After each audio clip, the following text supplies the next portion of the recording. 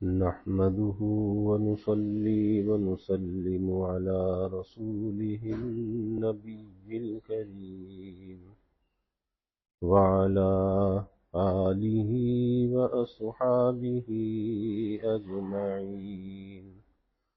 اللهم صل على سيدنا ومولانا محمد وعلى آل سيدنا ومولانا محمد وبارك وسلم صلاة وسلاما كثيرا كثيرا.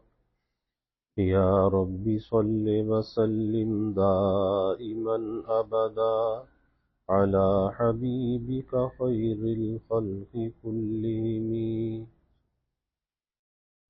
توفیق الہی اپنے مرشد پاک کی برکت سے حکیم الامت مجدد الملت حضرت تھانوی رحمۃ اللہ علیہ کے مواعظ کا سلسلہ چل رہا ہے.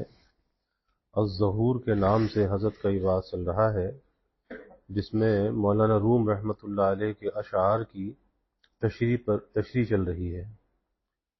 فرماتے ہیں کہ معنی نختم علی افواہہم این شناسی است راہ رو مہم تاز را خاتم پیغمبراں بو کے برخیز و زلب ختم گراں. کہ آپ کا شان تکمیل میں بے نظیر ہونا. فرماتے ہیں کہ قرآن میں جو نختم علی افواہہم آیا ہے، اس کے معنی فساد استعداد کے ہیں. اس کو پہچانو کہ یہ راہ رو یعنی سالک کے لیے ضروری ہے. یہاں ایک طالب علمانہ شبہ ہوتا ہے، وہ یہ کہ اس نختم علی افواہہم کے معنی تو یہ ہے کہ ہم اس کے منہ پر تکلم سے مہر لگا دیں گے. فساد استعداد تو اس کے معنی نہیں. بس تحقیق اس کی یہ ہے کہ ایک تو تفسیر ہے اور ایک تعبیر. تفسیر تو یہ ہے کہ مدلول قرآنی کو بیان کیا جائے، اور تعبیر یہ ہے کہ مدلول حقیقی سے باوجہ تشابہ کے بطور تمثیل کے دوسرے مقام کی طرف ذہن کو عبور کرنا اور منتقل ہونا. اس سے یہ مقصود نہیں ہوتا کہ قرآن شریف میں یہ مراد ہے، بلکہ مقصود یہ ہوتا ہے کہ اس پر دوسری حالت کو جو اس کے مشابہ ہے قیاس کرو. بس نختم علی افواہہم کی تفسیر تو یہی ہے کہ ہم تکلم سے ان کے منہ پر مہر کر دیں گے. مگر مولانا فرماتے ہیں کہ اس مہر سے ذہن منتقل کرو دوسری مہر کی طرف، کہ جو اس مہر کا سبب اصلی ہوئی ہے. وہ کیا ہے؟ فساد استعداد کی مہر. فساد استعداد کی مہر. بس اس کی نسبت کہتے ہیں کہ اس کو پہچانو کہ مہر کا سبب فساد استعداد ہے، مہر کا سبب فساد استعداد ہے، تاکہ لب سے یہ مضبوط مہر خاتم پیغمبراں کی راہ کا اتباع کرنے سے ٹوٹے. اور اس لب کھلنے اور مہر کے ٹوٹنے سے مراد یہ نہیں کہ بولنے کے لیے کھل جائیں، بلکہ مطلب یہ ہے کہ باطنی لب و دہان کھلنے سے غذائے روحانی فیوز کی پہنچنے لگے، یعنی اندر سے دل کے دروازے کھل جائیں. آگے آپ کی مہر اٹھانے کی شان بیان فرماتے ہیں. ختم ہائے کا انبیاء بگذاشتن آبدین احمدی برشتاشتن. یعنی وہ مہریں نقصان و استعداد کی جو انبیاء چھوڑ گئے تھے، آپ کا دین ایسا کامل ہے کہ اس کی برکت نے وہ سب نقصان اٹھا دیے. اور یہاں مہر سے یہی نقصان مراد ہے، نہ کہ فساد، کیونکہ فساد استعداد تو ہر نبی کے اتباع سے مرتفع ہوتا رہا ہے. البتہ جس درجے کا کمال استعداد آپ کی برکت سے نصیب ہوا وہ آپ کے ساتھ خاص ہے. اس کمال خاص کے مقابل استعداد سابقہ کو ناقص کہا جا سکتا ہے. پھر آگے فرماتے ہیں قفل ہائے نا کشادہ مان نبود اسقف انا فتحنا برکشود. یعنی استعداد کے بہت سے قفل بے کھلے رہ گئے تھے، تالے بے کھلے رہ گئے تھے۔ انا فتحنا یعنی صاحب انا فتحنا کے ہاتھ مبارک سے وہ کھلے، اور آپ کو بالخصوص صاحب انا فتحنا کہنے میں ایک نکتہ ہے، ورنہ یوں تو آپ کو قاف صاحب، صاد صاحب، الف لام میم بھی کہہ سکتے تھے، اور وہ نکتہ یہ ہے کہ یہاں قفلوں کے کھولنے کا چونکہ بیان ہے، اس لیے صاحب انا فتحنا کہنا مناسب ہوا، اور نیز آپ کا لقب بھی فاتح ہے، یہ تو لفظی وجہ ہوئی، اور معنوی نکتہ اس میں یہ ہے کہ انا فتحنا کو عام لیا جائے، فتح مکہ ہی کے ساتھ خاص نہ کیا جائے، یعنی ہر کامیابی کو، ہر فتح کو، خواہ فتح مکہ ہو یا فتح باطنی ہو۔ اور آگے جو مضمون ہے لِيَغْفِرَ لَكَ اللَّهُ مَا تَقَدَّمَ مِن ذَنبِكَ وَمَا تَأَخَّرَ وَيُتِمُّ نِعْمَتَهُ عَلَيْكَ وَيَهْدِيَكَ صِرَاطًا مُسْتَقِيمًا۔ یتم پیش رکھا ہے۔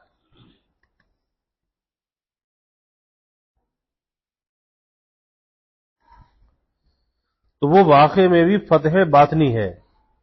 یہاں پر ایک طالب علمی شبہ ہوا کرتا ہے کہ اس کا حل کے دنیاوی جملہ معترضہ کے طور پر ضرور ہے، اس کا حل کر دینا بھی جملہ معترضہ کے طور پر ضرور ہے، وہ یہ کہ انا فتحنا پر لیغفر لک اللہ کیسے مرتب ہوا، کہاں فتح مکہ اور کہاں مغفرت وغیرہ، فتح کو مغفرت وغیرہ میں کیا دخل؟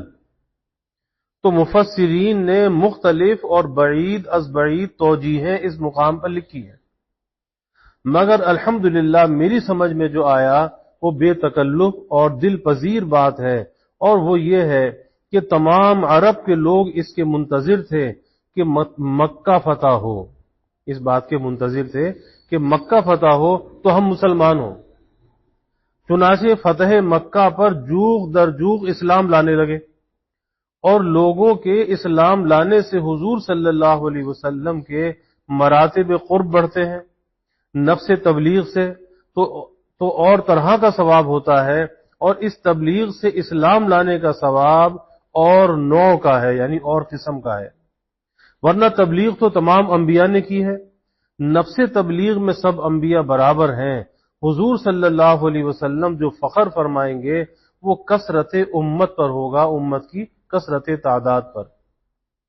بس فتح مکہ سبب ہے اسلام لانے کا، اور اسلام لانا لوگوں کا سبب ہے آپ کی زیادت قرب کا، اور زیادت قرب سبب ہے لیغفر لک اللہ اور الا ینصرک اللہ کا، اور سبب کا سبب یا سبب السبب کا سبب اس مسبب کا بھی سبب ہوتا ہے۔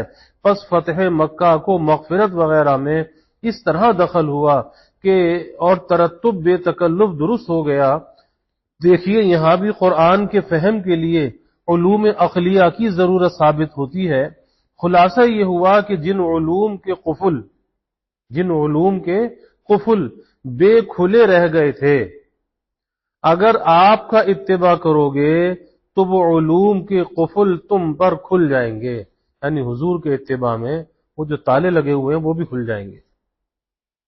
دوسرے مقام پر مولانا روم رحمت اللہ علیہ اسی مضمون کو ارشاد فرماتے ہیں، بینی اندر خود علوم انبیاء بے کتاب و بے معید و اوستا، اور آگے فرمایا او شفیع جہاں جہانو آ جہاں ای جہاں در دین آ جا در جنا، یعنی حضور صلی اللہ علیہ وسلم ہماری سفارش کرنے والے ہیں اس جہان کے بھی اور اس جہان کے بھی، اس جہان کے تو دین کے باب میں کہ یہاں پر آپ سے دین سیکھنے کو ملا، چنانچہ حضور صلی اللہ علیہ وسلم ہمارے لیے دعا فرماتے تھے، ان کی برکت سے ہم کو دین کی توفیق ہوئی، اور اس جہان میں جنت کے داخل ہونے کے باب میں آپ صلی اللہ علیہ وسلم سفارش فرمائیں گے۔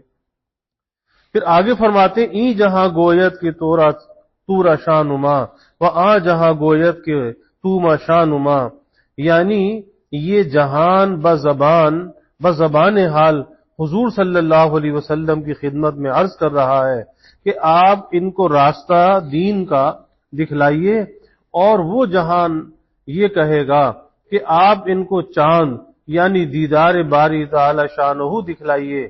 یہ اشارہ اور اقتباس ہے اس حدیث سے کہ حضور صلی اللہ علیہ وسلم ارشاد فرماتے ہیں کہ تم ان قریب اپنے رب کو دیکھو گے، جیسے لیلۃ البدر میں چاند کو دیکھتے ہو، جب 14ویں کا چاند ہوتا ہے، جیسے اس چاند کو دیکھتے ہو اس طرح تم اپنے رب کو دیکھو گے۔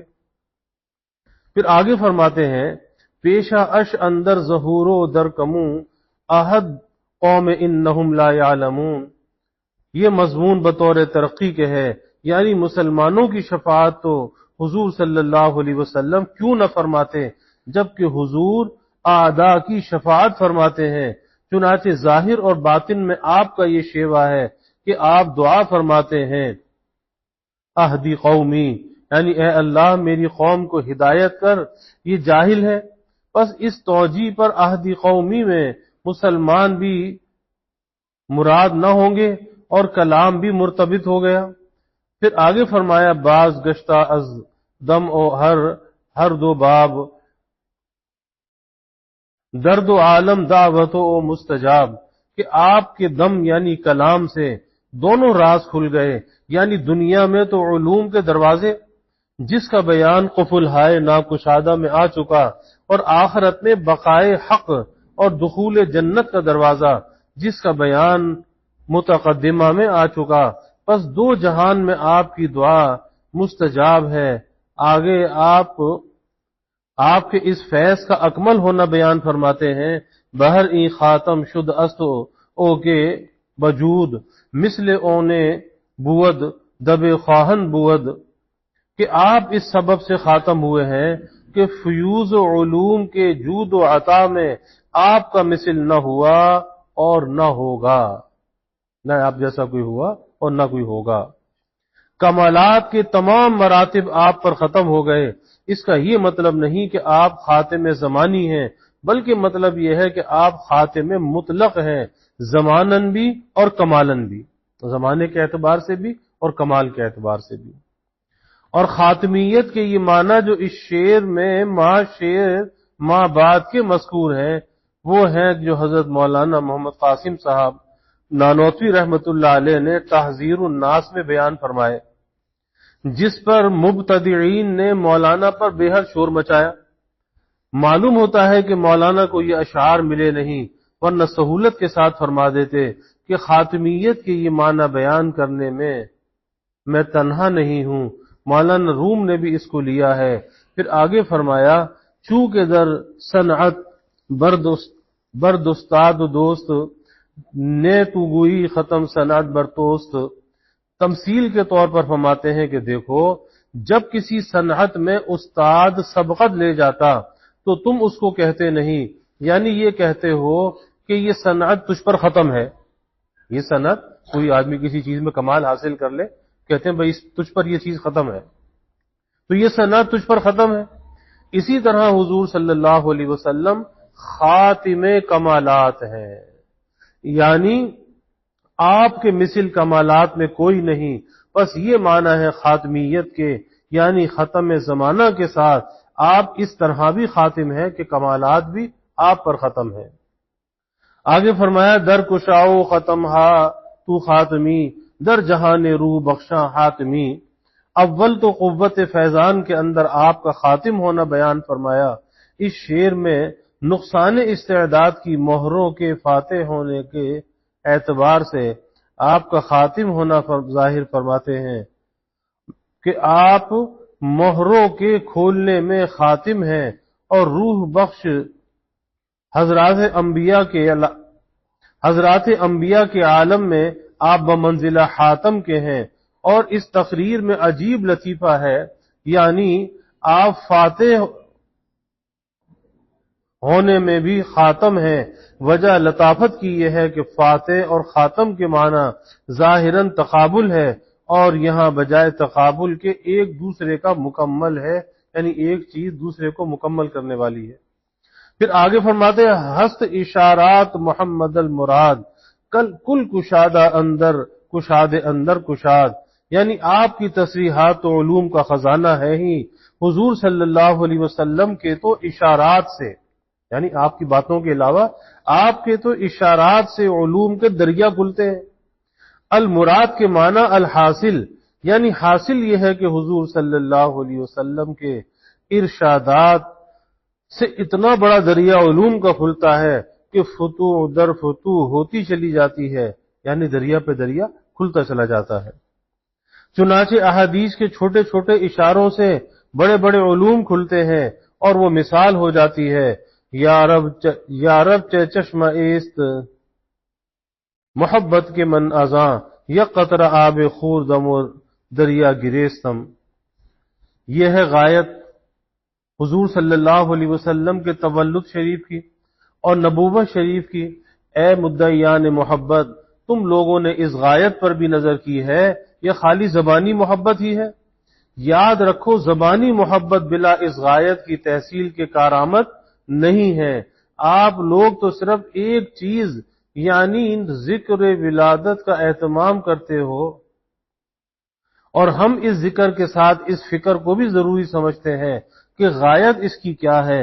اجزائے فہرست میں سے اب صرف جزو خامس رہ گیا کہ اب حضور صلی اللہ علیہ وسلم کا فیض فنا و بقا ہم کس طرح حاصل کریں، اس کا جواب دیتے ہیں۔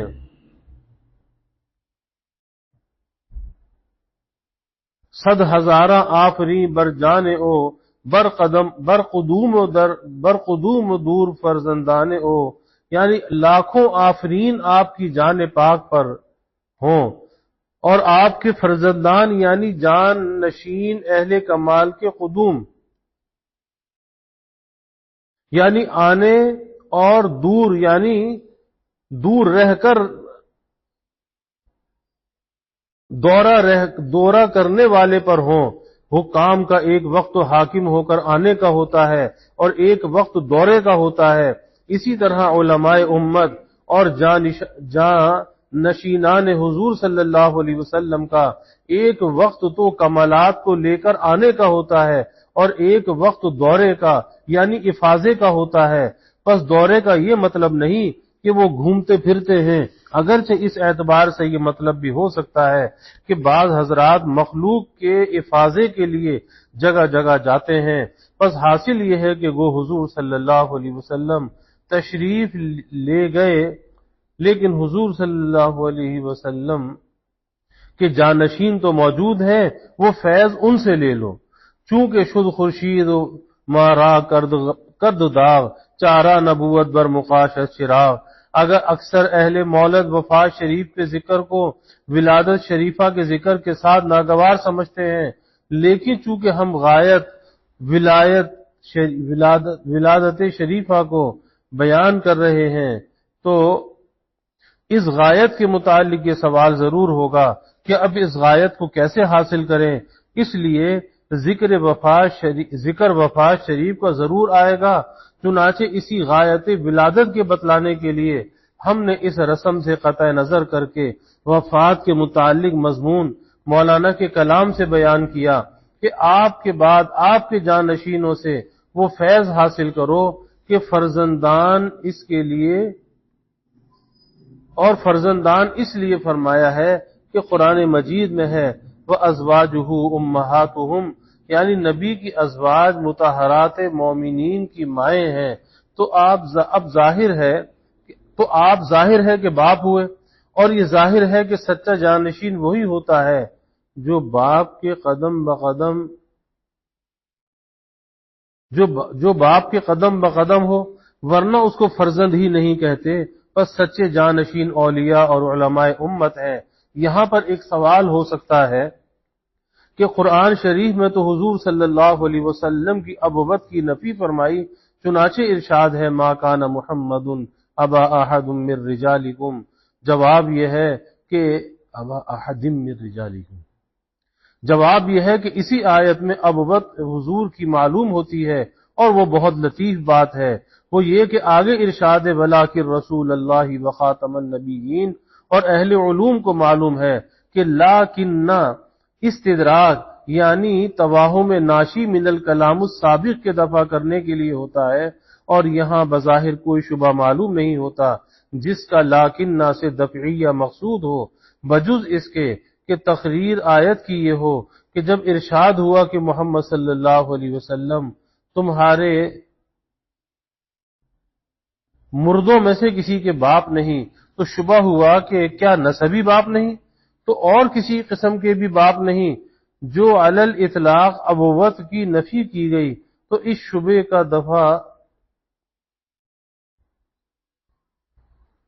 تو اس شبے کا دفع ہے کہ ہاں لیکن روحانی باپ ہے، یقینی رسول ہے، اسی لیے روحانی تربیت کرتے ہیں۔ پھر آگے فرماتے خلیفہ زادگاہ مقبلش زادہ انداز عنصر جاں و دلش، یعنی آپ کے شہزادے بلند اقبال آپ کے عنصر خاکی سے نہیں ہے، یعنی نسبی اولاد مراد نہیں ہے، بلکہ آپ کے روح و دل کے مبارک عنصر سے ہیں، یعنی روحانی اولاد ہیں۔ پھر آگے فرمایا گرز بغداد دہرے یا ازر اند بے مزاج آب و گل نسل و بیند، یعنی نسبی اولاد کی طرح یہ ضروری نہیں کہ وہ ایک مقام کے ہوں، بلکہ وہ خود بغداد کے ہوں یا ہرات کے خاک سے ہوں یا رے کے بغیر آب و گل کی میل کے آپ کی نسل ہے، یعنی روحانی اولاد میں روحانی اولاد ہیں۔ آگے اس کی وجہ نظیر کے ضمن میں بیان فرماتے ہیں شاخ گل ہر جا کے روی دم گل است، خم میں مل ہر جا کے جوشد ہم ملست، یعنی ان کے اختلافات مقامات سے تعجب نہ کرو، اس لیے کہ شاخ گل شجرائے گل سے کاٹ کر جہاں کہیں لگا دی جائے اور وہ وہاں جمے گل ہی ہے، اور شراب کا مٹکا جہاں جوش مارے شراب ہی ہے، اسی طرح خواہ وہ کہیں کے ہوں مگر آپ سے منتسب ہیں۔ خلاصہ یہ ہوا کہ اگر حضور صلی اللہ علیہ وسلم تشریف نہیں رکھتے تو آپ کے خلفاء و ورثاء موجود ہیں، چوں گل رفت و گلستاں شد خراب، بوئے گل را از کے جویم از گلاب، یعنی جب پھول کا موسم جاتا رہے اور گلاب کی بو سونگنا چاہو تو ارک گلاب سے حاصل ہو سکتی ہے۔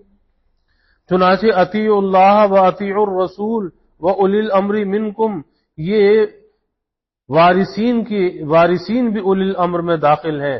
الحمدللہ مضمون مقصود تمام ہوا، پس یہ راز ہے حضور کی تشریف آوری کا، ولادت شریفہ سے لے کر وفات شریفہ تک کا۔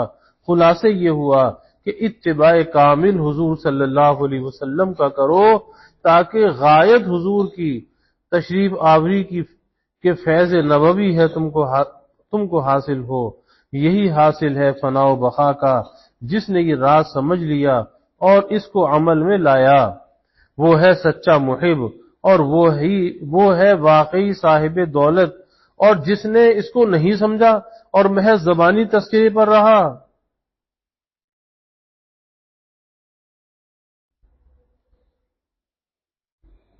اس نے حقیقت میں کچھ نہیں پایا۔ یہ تھا بیان حضور صلی اللہ علیہ وسلم کی تشریف آوری کے راز کا اہل اسرار کے طرز پر۔ اب میں اس کو ختم کرتا ہوں اور اس کا لقب سر المولد النبی من المسنبی المانوی رکھتا ہوں۔ وآخر دعوانا الحمد للہ رب العالمین والعاقبۃ للمتقین والصلاة والسلام علی اشرف الانبیاء والمرسلین اللهم صل على سيدنا ومولانا محمد وعلى آل سيدنا ومولانا محمد وبارك وسلم صلاة وسلاما كثيرا كثيرا اللهم أرنا الحق حقا وارزقنا اتباعه وأرنا الباطل باطلا وارزقنا اجتنابه اللهم إنا نسألك العفو والعافية والمعافاة الدائمة في الدين والدنيا والآخرة والفوز بالجنة والنجاة من النار اللهم إنا نسألك من خير ما سألك منه نبيك سيدنا محمد صلى الله عليه وسلم ونعوذ بك من شر ما استعاذك منه نبيك سيدنا محمد صلى الله عليه وسلم وأنت المستعان وعليك البلاغ ولا حول ولا قوة إلا بالله وجزى الله عنا محمدا صلى الله عليه وسلم ما هو أهله وصلى الله تعالى وسلم على النبي الكريم آمين.